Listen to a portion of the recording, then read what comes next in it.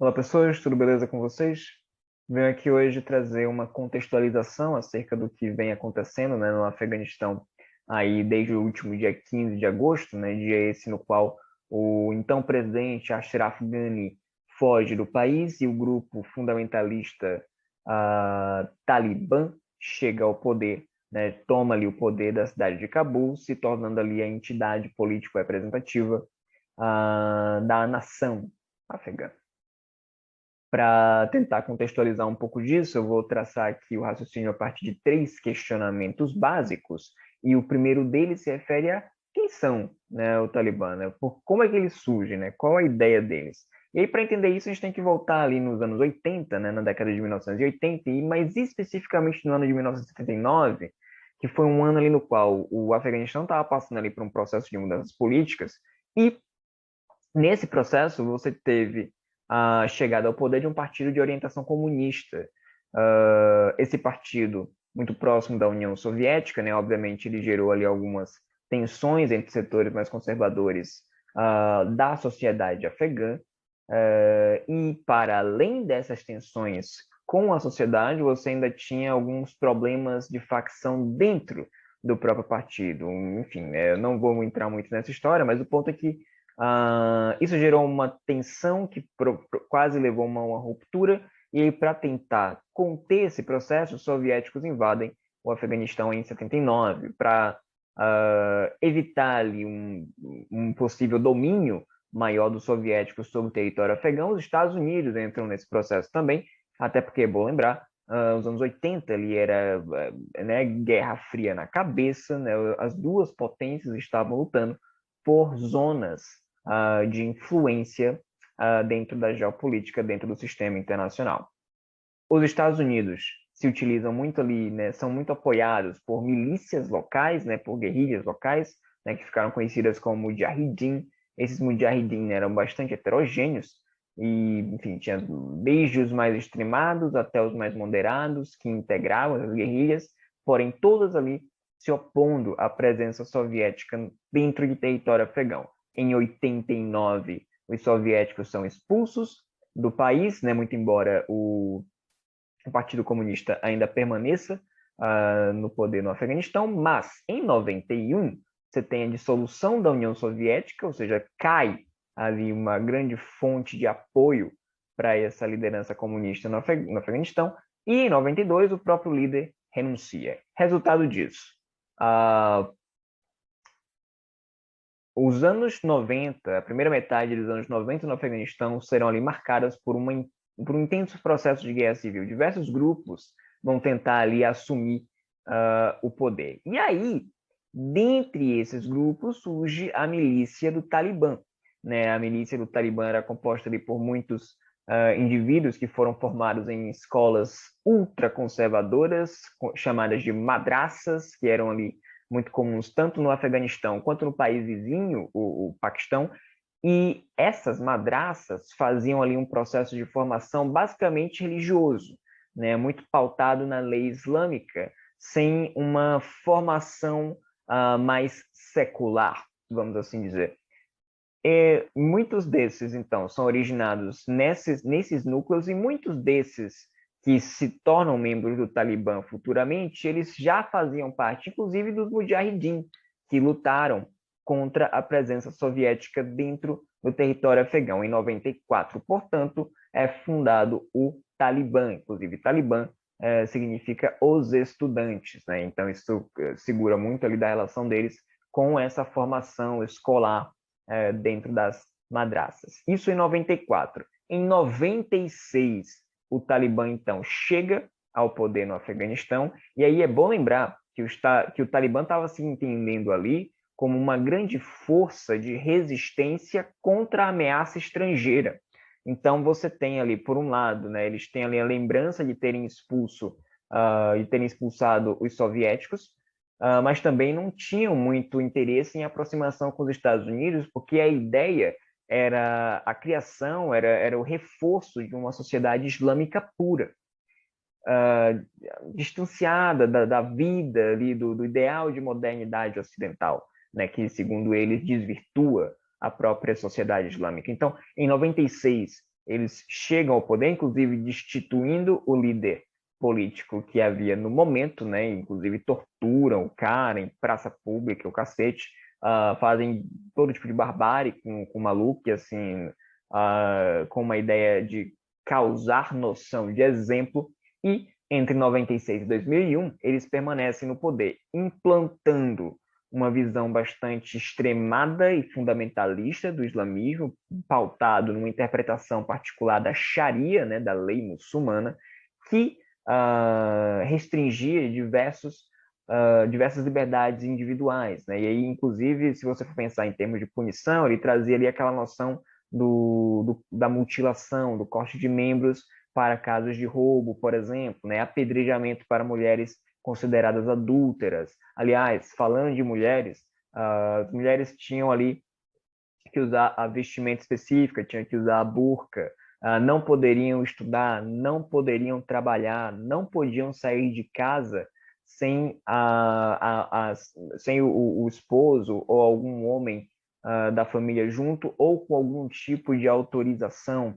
Então, o regime do Talibã ele era especialmente restritivo no que diz respeito às mulheres, né? Enfim, teve investimentos, interviam das mais diversas formas na vida dos indivíduos afegãos. Aliás, inclusive, os homens, por exemplo, eles não podiam mais fazer a barba, eles tinham que deixar a barba crescer, então eles influenciavam nas mais diversas formas, mas no caso da vida das mulheres, era algo brutal. Então, entre 96 e 2001, os talibãs estão no poder. A segunda pergunta, então, que vai nos orientar aqui é por que então o seu retorno causou tanta repercussão? Eu já meio que respondi isso. A primeira passagem do Talibã no poder do Afeganistão foi marcada por uma repressão extrema. Foi um governo centralizador, ditatorial, que minou a possibilidade de existência e vida de minorias, aplicou castigos físicos, então a memória da passagem do Talibã no poder, ela é muito negativa, inclusive ela é amedrontadora. Não à toa, quando você tem a notícia de que os talibãs tomaram o poder de Cabul, a corrida para os aeroportos foi sinistra. Então você teve muitas notícias de gente que estava tentando subir no avião pelo trem de pouso. Teve um jogador da seleção de base do Afeganistão, que inclusive tentou ir pelo trem de pouso, acabou morrendo. Ele caiu após o avião decolar. Aviões com uma lotação muito acima da média. Então, o desespero, aliás, mulheres que tentam apagar qualquer histórico de estarem trabalhando, né? Inclusive, principalmente se estivessem trabalhando de alguma forma próxima com os Estados Unidos, com tropas dos Estados Unidos, com a administração trazida pelos Estados Unidos. Então, inclusive, repercutiu um pouco o caso de uma estudante de música que havia sido aprovada para estudar nos Estados Unidos e teve ali a sua passagem cancelada logo depois que o Talibã chega ao poder no dia 15. Então, o desespero se justifica muito em função da memória dos talibãs no início do século XXI, no final do século XX, início do século XXI.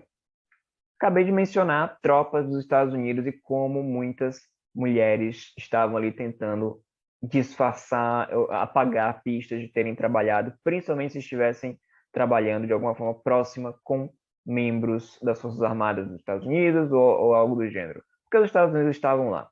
Em 2001, talvez muitos de vocês não fossem nascidos, mas em 2001, houve o chamado 11 de setembro, que foi o atentado às Torres Gêmeas, arquitetado pela Al-Qaeda, que é um outro grupo fundamentalista islâmico, cuja liderança era o Osama Bin Laden.